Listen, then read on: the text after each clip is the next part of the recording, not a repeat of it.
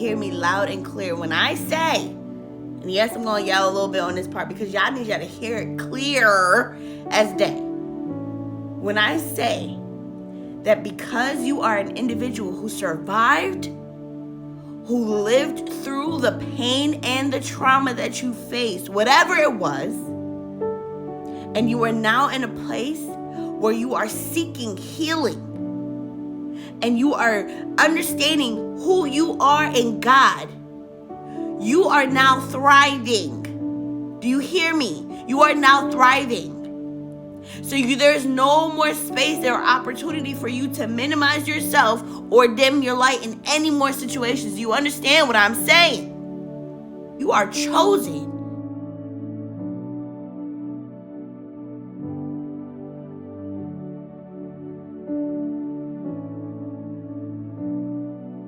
Hey y'all, it's your little big sis CJ Renee, and we are back with another episode of 31 and Thriving.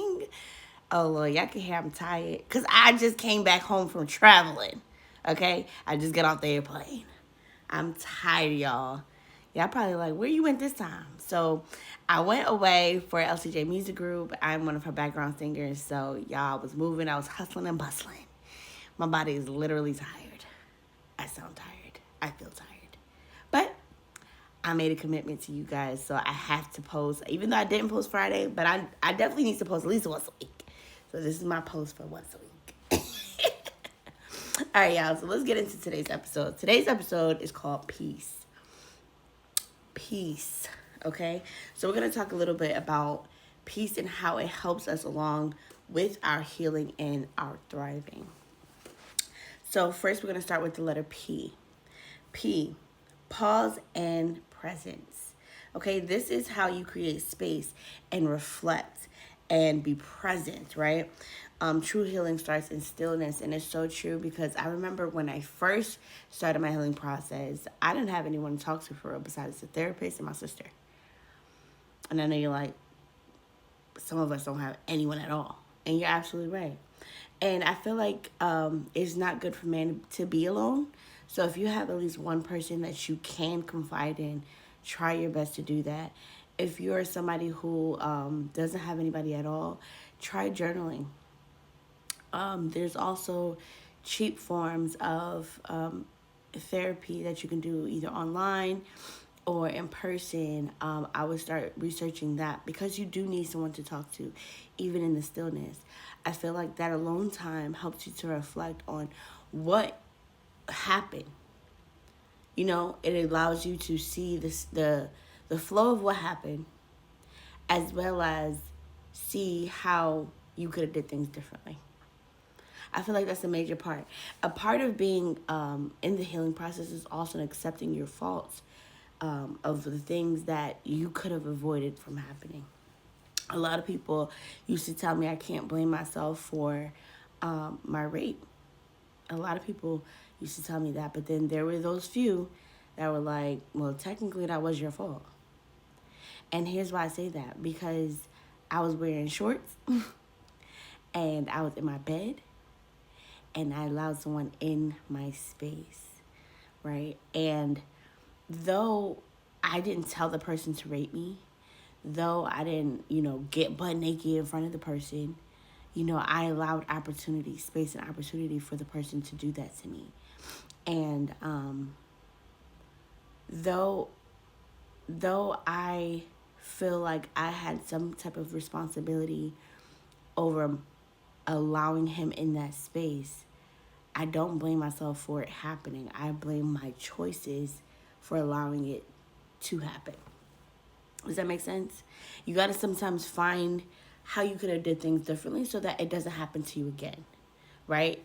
Completely negating the fact that you did anything at all is absolute wrong way to heal. It's the absolute wrong way to thrive. In order for you to understand where you're at and how you got there is the only way for you to move forward, right? It's kind of like acknowledging. Once you acknowledge, you're able to work on what's at the surface and then go deeper. All right. E, embrace your story. Okay? Some people have a hard time doing that. And I understand, big dog. I get it. Some people have a hard time doing it, especially, men sometimes, women as well. But men could have gotten raped too. Men could have gotten raped by their family members. Men could have gotten raped by their fathers, their brothers, a friend, or even as a kid, who at a young age was molested by one of his friends in school. That's hard. That's hard to know. That's hard to deal with. And you can't really, what can you do? Like, he doesn't want to talk about it. And you don't want to just bring it up because you don't want to torture him with information. You know what I mean? Like, it's kind of hard to move past the things that happen to you and how they affect you today, especially as a man who doesn't really want to open up, right? Women are more susceptible to opening up. We're more susceptible to acknowledging what happened. And some of us have a hard time embracing what happened. Like, I often have a hard time embracing what happened to me. But I feel like the more I talk about it, the easier it is for me to embrace my story. It's very embarrassing. Not only have been raped, been sexually abused by other people. I've been in a domestic violence relationship where I thought this person loved me, right? Like, I had so much money in that relationship, and I don't have a dime to account for today because I spent it all on him. So things like that, right? So you want to honor every chapter of your survival. You want to honor your struggle. You want to honor your strength because it takes a strong person to go through what we went through. It takes somebody who has a good mental stability to be able to bounce back from it and not end up becoming a murderer or becoming a person who lives in the shadows, right? I feel like often times we feel like that, right? We feel like we're in the corner and no one sees us, but we're not actually in the corner. There's people who actually stay in their house, close the windows, shut the doors, and never come out again. There's some people who cringe at the thought of someone even being around them. There are people who literally end up in a crazy house because they mentally couldn't handle what they went through. You are not one of them. You are strong. Mentally, you're strong. Physically, you're strong. You may not have been able to overpower the situation when it happened, but you're able to get up every day, go to work. You're able to get up every day and make new connections with people. That takes strength. Nothing in that time period was wasted, right? Not the struggle, not the pain, not the trauma. Nothing of that time period was wasted because everything in that time period showed you who you were, showed you how strong you were, showed you, your ability to face situations and come out on the other end. And not a lot of people have that story. As a matter of fact, I'll never forget when I got back home hearing the story that a police officer in Florida, well, they call them sheriffs, right? In Florida, she was off duty at the time. She went home, she put up her gun. Now, I believe you're supposed to put your gun in the safe, but she had her gun on her belt and she hung it up, and she was in regular clothes. She went to go lay down in her bed, and her ex, someone who was hitting and beating on her, came to her home, took her gun and shot her with her own gun, her own police service gun. When you think you escaped, right? Just when you think you got away. Not a lot of people got away. Not a lot of people were able to face what they went through and be strong still. Or have the story of surviving it to be able to thrive because of it. Or thrive in spite of it. So now we're on A. Align with purpose. Reclaim your identity. Step into alignment with who you were created to be, not just who you had to be. Now, that is such a true statement. It's so true because I feel like a lot of us had to become a certain individual, right? Almost like people who end up with schizophrenia, right? The reason why there's so many people in their minds because they had to pretend to be those people for so long in all those different traumatic experiences that now they've just become those became coping methods, right? For them to deal with what was going on. But because their mind wasn't mentally strong enough to handle it on its own, it became life. It became a mental break, right? And you'll see in any medical study on schizophrenia that the different versions come out when you talk about certain subjects or when you approach them a certain way, right? You have the domineering, you have the vulnerable, you have the one who's almost like the attitude, right? And then you have the one who's in control. And then you have the person themselves.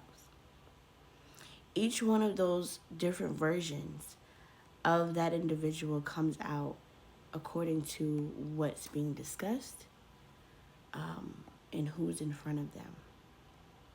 For example, for men, when a woman comes in and a man has schizophrenia, there's a chance that either the more vulnerable side comes out, where it's like a little boy, or maybe they adopted a woman's personality, and they cling to that woman, right? And then they're talking, yeah, girl, yeah, talking like that. Those things are just as similar to us when we're going through things, right?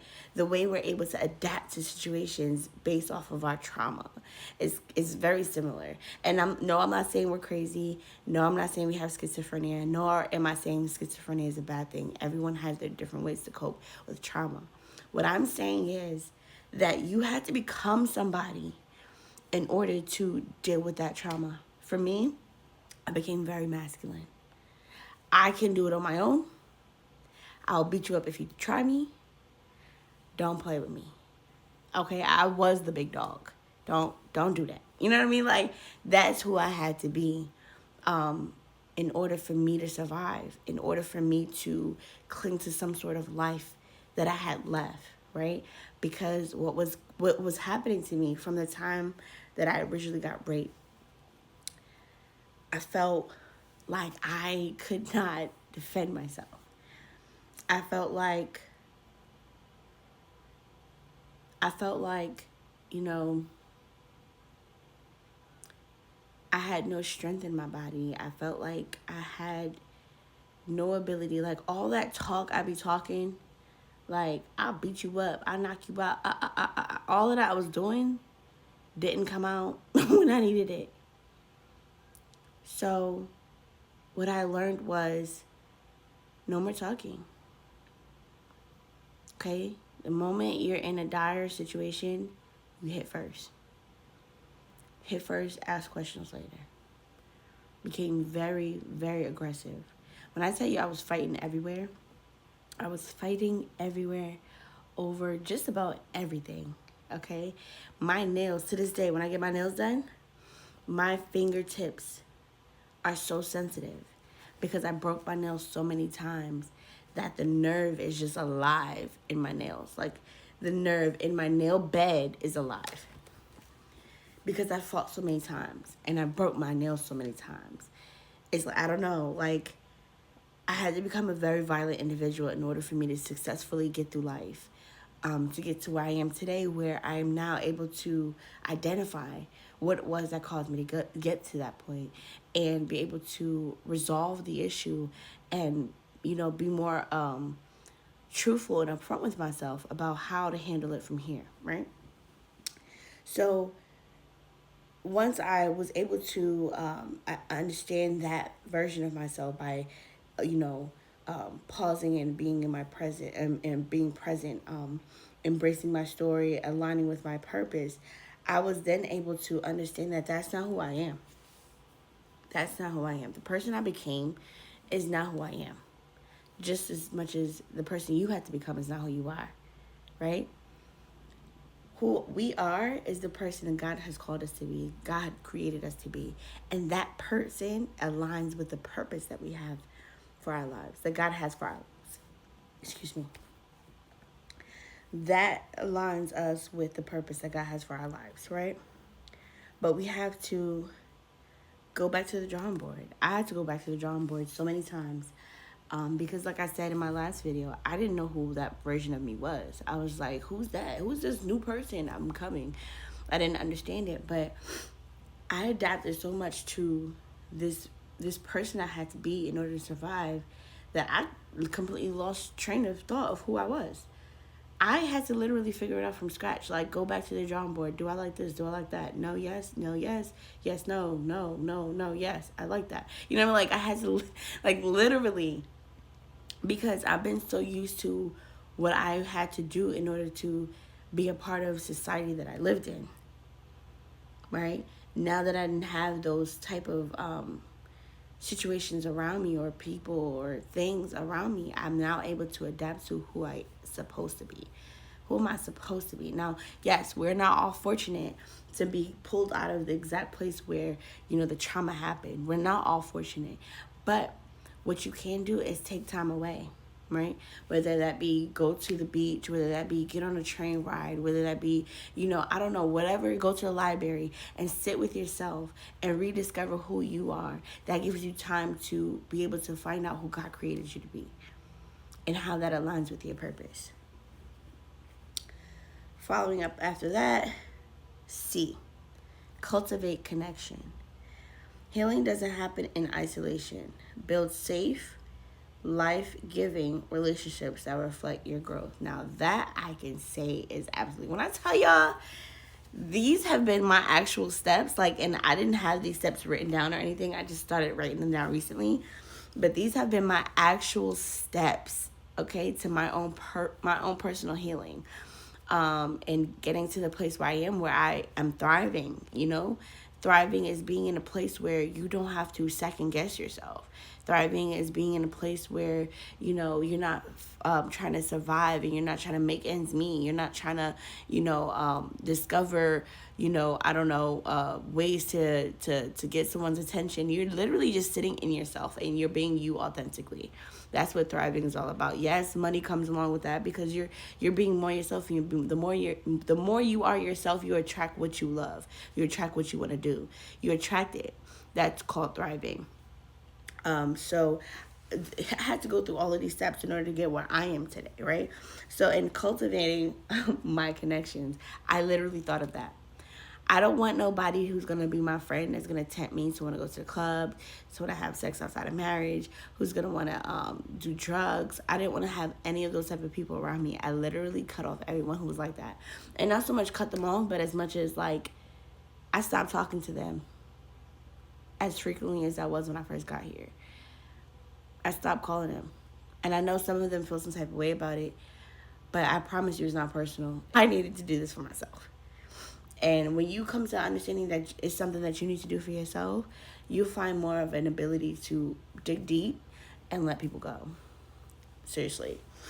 And in doing so, you're aligning yourself with the right kind of individuals who are going to pour into you, right? So, for example, I have a best friend who literally, anytime he thinks about making money, he calls me. He wants to tell me about his plans. He wants to put me onto the game. He constantly pouring into me. When it comes to anything dealing with my healing, or even anything dealing with my relationship with God, he's calling me. He's talking to me about what he just heard in the preaching. He's sending me preaching videos. He's praying with me. He's talking to me about, and constantly is pouring into me, trying to help me to get to a better place in my life, so that I could be who God has called me to be. And he just recently came into my life as my best friend. Most people develop these long life relationships and then they call these people their best friend. But to me, what a best friend is somebody who's selfless. And this man has been selfless towards me. Don't want nothing in return. Okay? But he will give me his last if he has it. And if I need it, he's giving it to me. No questions asked. What do you need, CJ? I tell him. He shows up. He prays for me. These are the type of people you want to connect yourself with. And at the same time, while he's being my best friend and while he's pouring into me the way he's pouring into me, I'm telling you, God is doing something new in me because of him. God is using the relationship that I have with my best friend in order to heal me, because I thought all men were tragic cases. I'm telling you, I promise, I lie to you not. If I'm gonna sit up here and be telling y'all my business, I can at least tell y'all the truth about what I be thinking and how I feel. Okay? Because I have a hard time with men. My father, y'all like, oh, your father's a bishop. Da, da, da. Yeah, my father's a bishop. Yes, my father is a wonderful man of God. But me and my father have been estranged for quite some time. And not estranged in a way where, we didn't talk to each other, but estranged in a way where we didn't have a real relationship with each other. And if I'm being honest and he's being honest, it sucked. Okay? It sucked because I love him. I love my father a lot, and I know he loves me a lot. But we were in a place where we just did not see eye to eye. We struggled. And in the struggling, we had to redevelop our relationship so many different times because I'm an adult now. You know what I mean? I'm an adult now, and he can't deal with me the same way he dealt with me when I was a child. And that was a relearning for him, as well as a relearning for me, right? Because then I felt like I couldn't talk to him about certain things because I'm his daughter, and, he's going to feel some type of way or whatever. Like, it was always a friction in our connection. And now, after prayer and much work between us, we've now gotten it down. But for me, I didn't think I could have a relationship with any man. Like, that's how bad it was. Like, relationships with men seem so, like, toxic. Seriously. And as much as I love my father, and as much as he is a good man, as much as he's a bishop, what healed me was not so much the relationship I have with my father. What healed me is the relationship I have with my best friend. And the reason is because from day one, not after a few times of messing it up, not after a few times of trying to get it right, not after a few times of conversation, no. From day one, that man has been solid. From day one. Like, if we have issues, let me just explain something to you. If we were to have issues, because I'm going into a whole thing, I'm sorry. But if we were to have issues between me and my best friend, if I had a misunderstanding with him or he had a misunderstanding with me, the conversation is being had. There's no time to wait. He'd be like, CJ, look. He don't do it like that, though. He'd be like, CJ, you need to get your life together. Because I don't want you to think that about me. I would never do that to you. And vice versa. I'd be like, look, this bothered me. I don't know if you know that, this triggers me. And he'd be like, oh, I didn't know. Thank you for letting me know. We can move forward from here because I will never do that to you again. And he actually doesn't. Once he says it, that's it. Once he said, I'm not going to do that again, that's it. There's no coming back to it. There's no circling back around. And so what I've been noticing is that God is using that relationship, that friendship, right, to heal me. Because I had nothing but negative things to say about men. Like, as much as I wanted one, I'm telling you, I had nothing but negative things to say about men. Nothing. Men always want to be, man, hear me roar. Like, and I'm sorry for my men viewers. I don't know how I mean to, y'all probably feel the same way about us. Like, women just be nagging. Like, you know what I mean? So, hey, chill. I'm just explaining to you that when you connect yourself with the right person that is going to help you cultivate and grow, you see the difference. You see how the alignment helps you within your healing process. It helps you within your relationship with God as well, especially if it's the right person, right? And then E, elevate and empower. You're not just surviving anymore. You're thriving. Let me say it again. You're not just surviving anymore. You are thriving. Okay? Get that. Let that sit in you. So rise, lead, and pour back into others from your overflow. Hence what I'm doing now, right? Because what we tend to do is feel like, well, nobody's going to hear what we have to say, right? We minimize our light. We minimize ourselves. You know, we put ourselves in this category of we don't really have much to say. We don't really, we try to talk ourselves down from being these great individuals, but that is what God called you to be. Understand me and hear me loud and clear when I say, and yes, I'm going to yell a little bit on this part because y'all need y'all to hear it clear as day. When I say that because you are an individual who survived, who lived through the pain and the trauma that you faced, whatever it was, and you are now in a place where you are seeking healing and you are understanding who you are in God, you are now thriving. Do you hear me? You are now thriving. So there's no more space or opportunity for you to minimize yourself or dim your light in any more situations. You understand what I'm saying? I just want to make that very clear to you. Because I feel like a lot of people feel like, oh, I've been through this. Nobody want to say. No, you've been through it and you survived it and you're here now where you're healing. A lot of people haven't been able to do that. You are one of few. You are chosen to be who you are. You were chosen to go through what you went through. I'm telling you, I couldn't have gone through what you went through. And I'm pretty sure you probably wouldn't have been able to deal with what I went through. We all have to go through our different levels of trauma in order to be where God has called us to be. You are chosen. Walk in the life that God chose for you with your head held high, okay? Chest out. Say it with your chest, shorty. All right, I'm done. Stop yelling now. Anyway, y'all, this has been an episode of 31 and Thriving. I love you guys so much.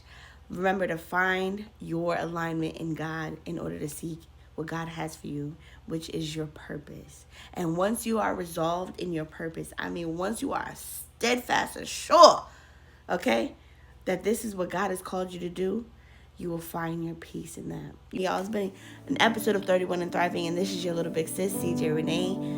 I'm out, y'all. I gotta go to sleep. I'm so tired. Bye. Love y'all.